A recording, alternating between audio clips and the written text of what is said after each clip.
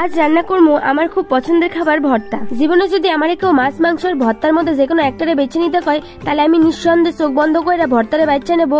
ভর্তার মতো ভালো খাবার আর কিছু হইতে পারে না। তো সকাল সকাল এক জার বাড়িতে কতটি কুমড়ো পাতা টুকাই নিয়ে আইসি।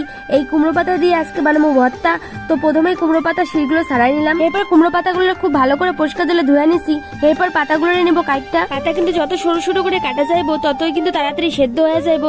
তো আমার পাতাগুলো সব কাটা হয়ে গেছে। আজ কিন্তু মুই এই কুমড়ো পাতাগুলো চিংড়ি মাছ দিয়ে বাটমু। তো বাড়িতে কিছুটা পরিমাণে চিংড়ি মাছ ছিল, সেই চিংড়ি মাছগুলোকে নুন আর হলুদ মাখাই নিছি। এরপর কড়াইতে দিয়ে দিছি সরষের তেল।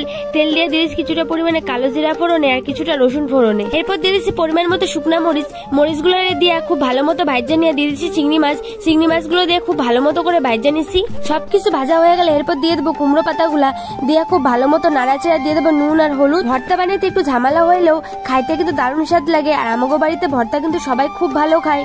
তো দেখো কুমড়ো পাতাগুলোর একটু ভালো মতো নাড়াচাড়াই নিয়ে ঢাকা রাখবো কিছুটা সময়ের জন্য, যাতে খুব ভালো করে সেদ্ধ হয়ে যায়। তো পাতা আমার ভাজা হয়ে গেছে ভালো মতো কইরা।